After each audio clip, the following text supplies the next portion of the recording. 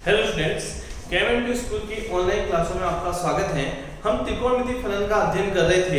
हमने डिग्री को पढ़ लिया था, अब बारी है रेडियन को। तो आज की हेडिंग लगाइएगा रेडियन माप। लिखना स्टार्ट कीजिए। कोण को मापने के लिए एक दूसरी इकाई प्रयुक्त की जाती है। एक दूसरी इकाई प्रयुक्त की जाती है।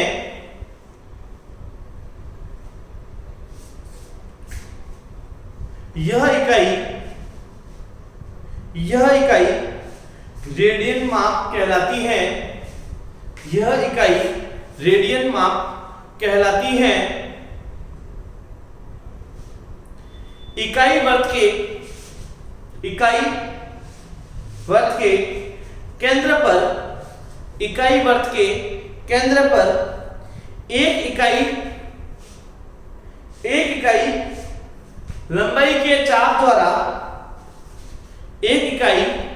लंबाई के चाप द्वारा बने कोण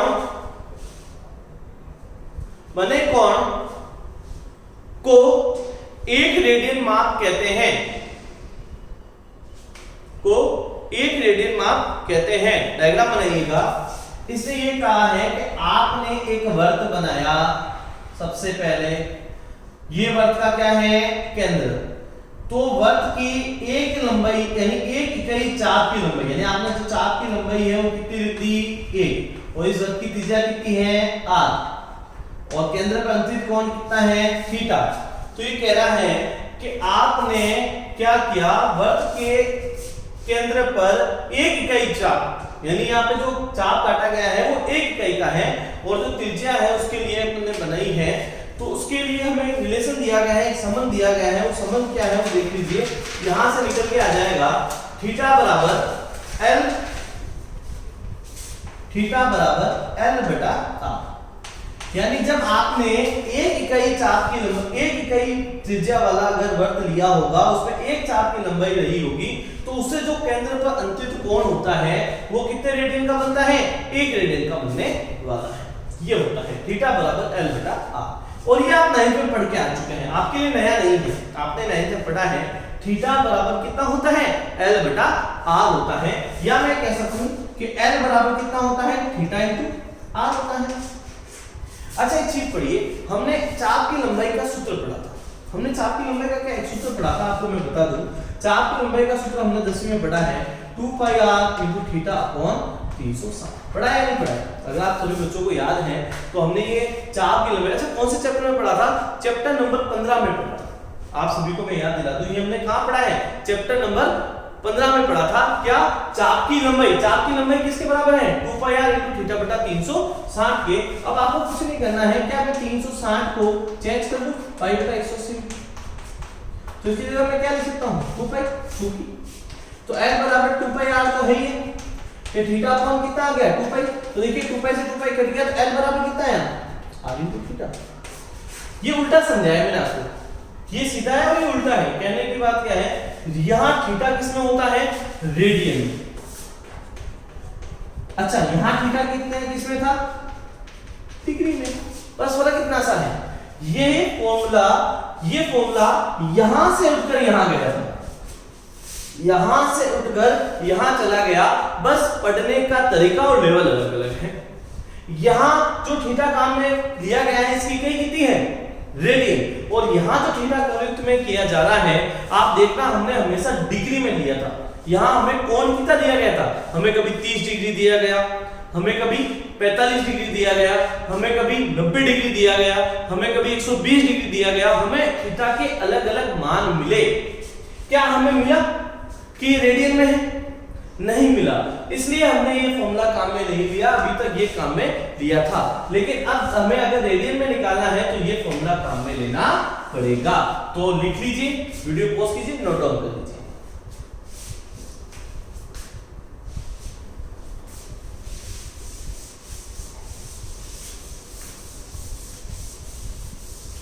अब हम अपने एक्सरसाइज के क्वेश्चन पे आ जाते हैं। हमने पहला क्वेश्चन कंप्लीट कर लिया है, दूसरा क्वेश्चन कंप्लीट कर लिया है। मैं आशा करता हूं मैंने क्वेश्चन नंबर 1 और क्वेश्चन नंबर 2 में से कुछ क्वेश्चन आपको घर के लिए होमवर्क दिए होंगे। अगर आपको किसी बच्चे को कोई प्रॉब्लम हो, कोई चीज समझ में नहीं आ रही है, तो वो कमेंट्स में मुझसे कोई क्वेश्चन पूछ सकते हैं, मैं उन्हें उनके सॉल्यूशन प्रोवाइड करवा दूंगा। देखिए क्वेश्चन कह रहा है एक वृत्त की त्रिज्या 100 सेंटीमीटर है। तो मुझे क्वेश्चन नंबर 4 करवाना है आपको। मैंने क्वेश्चन नंबर 4 के कराने के लिए बात की है आपसे। तो ये मुझे क्या कह रहा है कि एक वृत्त जिसकी त्रिज्या 100 सेंटीमीटर है, तो मैंने मान ली। देखिए तो मैंने त्रिज्या लिख ली r, जिसको मैं क्या लिख सकता हूं त्रिज्या। अच्छा कितनी दी गई है, मुझे दी गई है 100 सेंटीमीटर। मुझे कितनी दी गई है 100 सेंटीमीटर। आगे चलते हैं कि 22 सेंटीमीटर लंबाई की चाप वृत्त के केंद्र पर कितने डिग्री माप कोण बनाएगा। मुझे जो कोण निकालना है वो डिग्री में निकालना है। अच्छा मुझे एक चीज और दिया गया है, चाप की लंबाई। हमें क्या दिया गया है, चाप की लंबाई। वो कितनी दी गई है 22 सेंटीमीटर।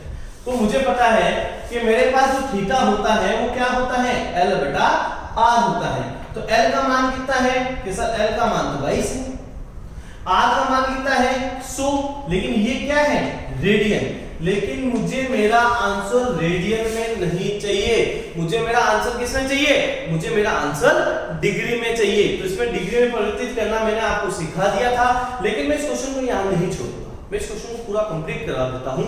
देखिए क्या किया था हमने, जब रेडियन को डिग्री में बदला तो 22 बटा 100 का मैंने भाग देना पड़ेगा मुझे 180 बटा 22।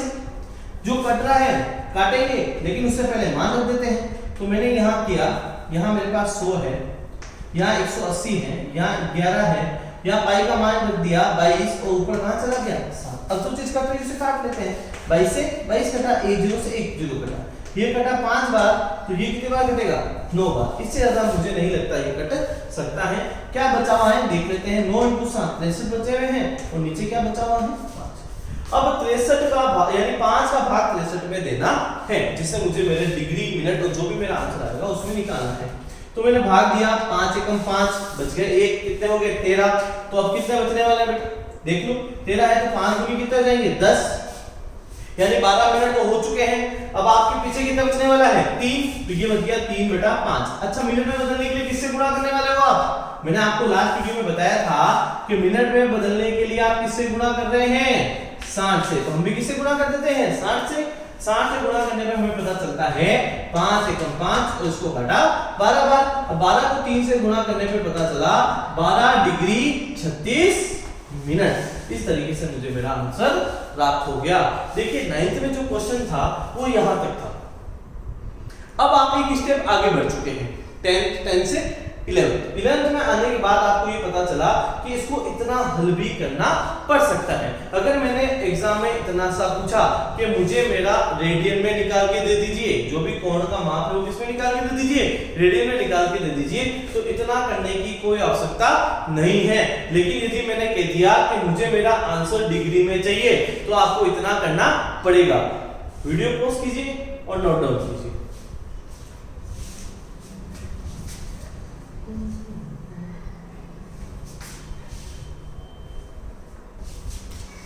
देखिए नेक्स्ट क्वेश्चन देखिएगा।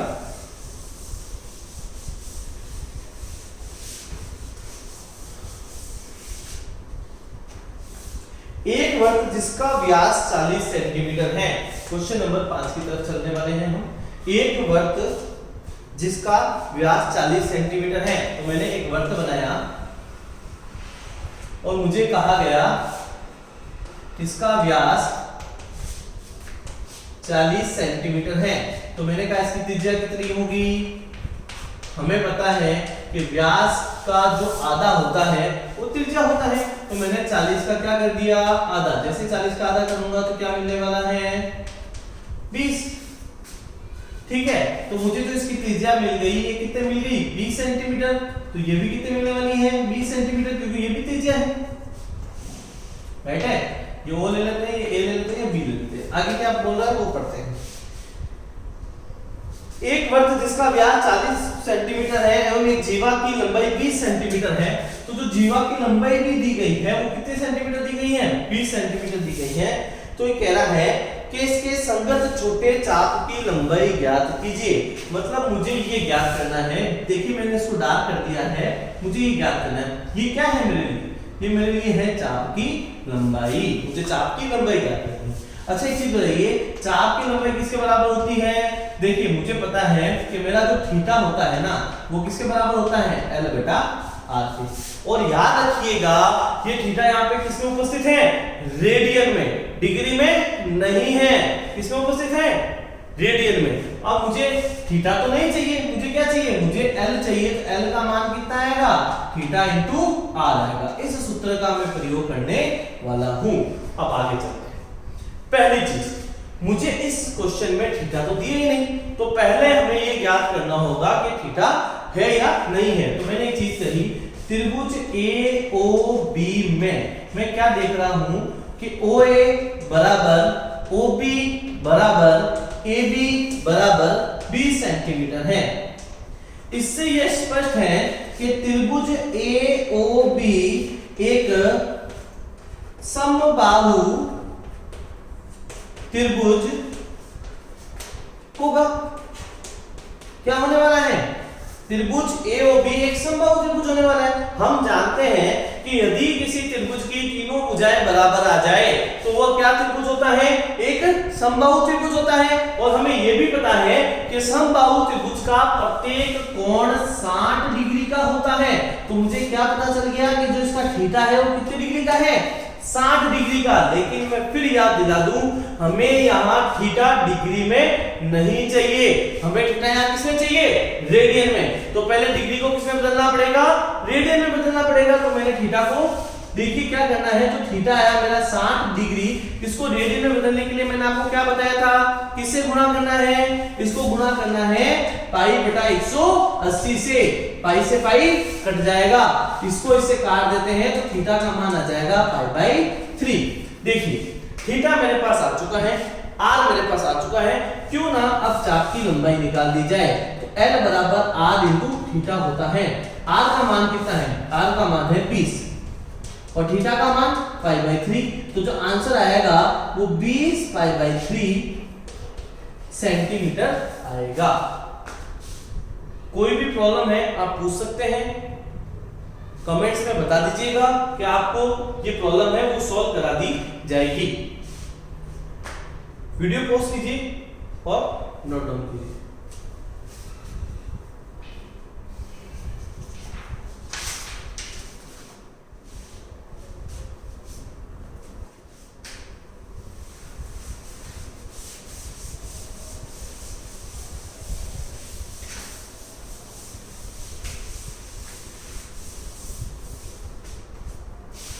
देखिए अब हमें नेक्स्ट क्वेश्चन करना है।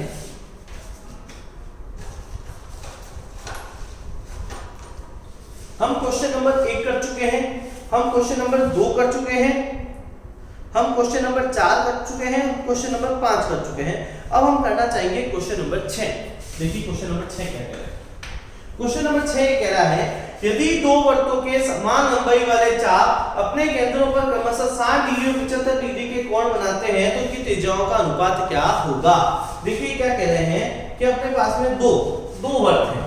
एक वृत्त ये मान लेते हैं, एक वृत्त ये मान लेते हैं। इसकी त्रिज्या R1 मान लेते हैं, इसकी त्रिज्या R2 मान लेते हैं। यहां पे इसकी जो चाप की लंबाई है वो L1 ले लेते हैं। अच्छा समान चाप है तो इसको L ही ले लेते हैं। और यहाँ पे भी जो इसकी चाप आया है वो भी कितनी है? L है। और जो यहाँ पे केंद्र पर अंतरित कोण है वो यहाँ पे एक तो 60 डिग्री दिया गया है और एक बार 75 डिग्री दिया गया है।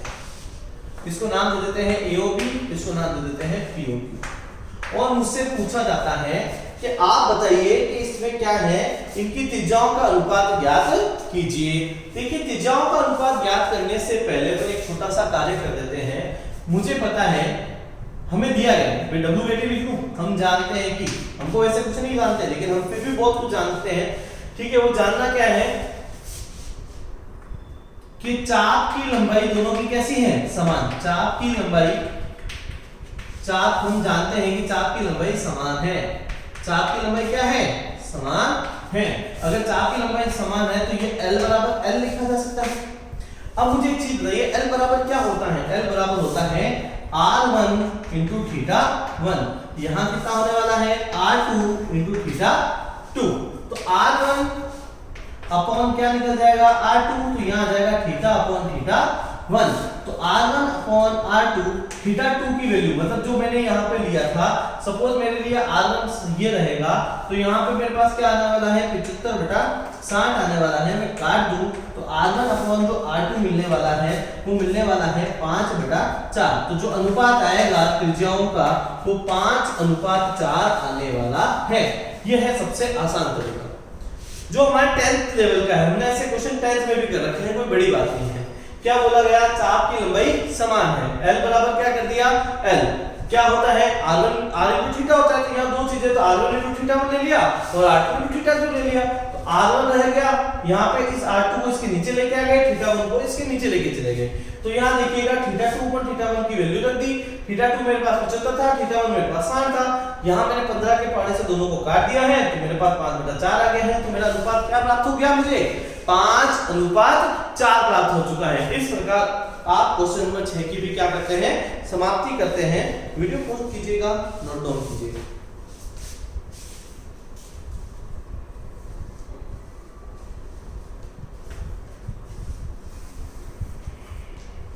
क्वेश्चन नंबर 7 की बात करते हैं।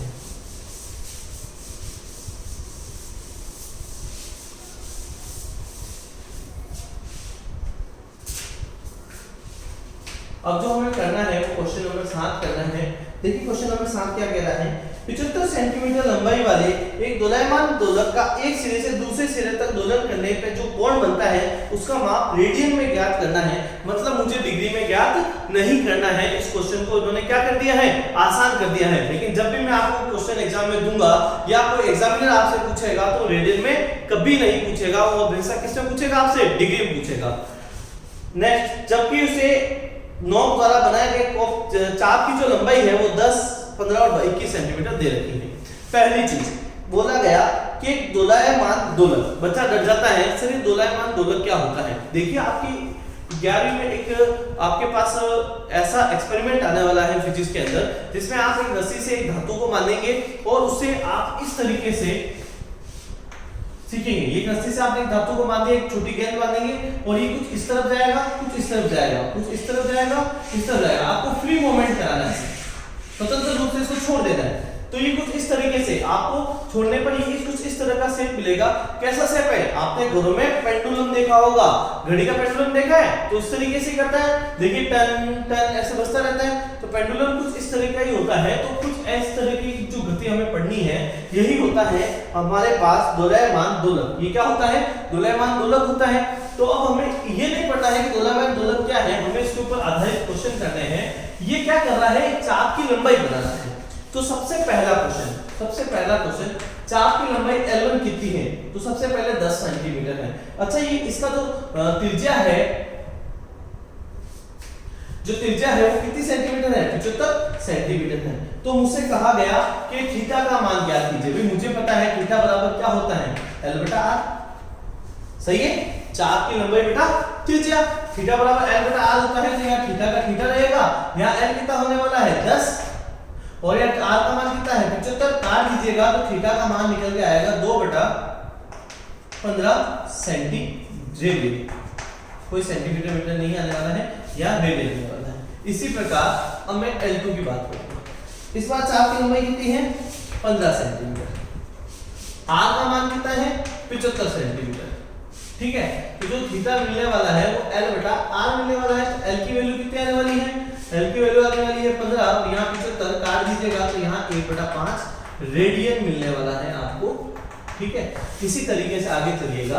अब जो आपके पास L3 आने वाला है इसके अंदर दिया हुआ है वो 21 सेंटीमीटर है। जो R है वो 75 सेंटीमीटर है और जो मुझे थीटा निकालना है वो L/R होता है। जो L का मान आएगा वो 21 है और यहाँ 75 है। काटाछीटी कर दीजिएगा तो तीनों साथ 21, यहाँ हो जाएगा 3 दूनी 6, 3 दूनी 15 रेडियन। इस तरीके से मुझे मेरे 3 कोण निकल जाएंगे। इसमें 3 स्थितियां थी। कि एक बार चाप की लंबाई ये बनाई 10 सेंटीमीटर, एक बार इसने चाप की लंबाई कितनी बनाई 15 सेंटीमीटर, एक बार उसने चाप की लंबाई कितनी बनाई हमारे पास 21 सेंटीमीटर। इस तरीके से 3 चाप की लंबाई उसने हमारे लिए बनाई थी। तो हमने छोटा सा एक फॉर्मूला लगाया है थीटा बराबर एल अपॉन आर। थीटा क्या है, थीटा केंद्र पर अंतरिक्ष कोण है, एल क्या है चाप की लंबाई है, आर क्या है वृत्त की त्रिज्या है। भाई अगर एक दोलक घूमेगा, अगर आप घूम रहा है तो आपको क्या बनाएगा, वृत्त का चाप ही तो बनाने वाला है। देखिए अगर ऐसे ऐसे घूम रहा है, अगर इसको पूरा घुमा दिया जाए तो क्या बनेगा, एक वृत्त बनेगा। तो एक चाप की लंबाई तो बन रही है, तो उसने क्या बनाई है, एक चाप की लंबाई बनाई है, तो ये चाप की लंबाई तो है। तो हमें 3 कोण निकालने थे, तीनों कोण हमने निकाल दिए। इस तरीके से देखिए अब इस एक्सरसाइज का एक ही क्वेश्चन बाकी है जो हम नेक्स्ट क्लास में करेंगे। आप सभी इतने जितने मैंने क्वेश्चन कराए हैं उन्हें अच्छे से एक अच्छी नोटबुक में नोट डाउन कर लीजिए और इन्हें पढ़ते रहिएगा, पढ़ते रहिए, बढ़ते रहिए। थैंक्स।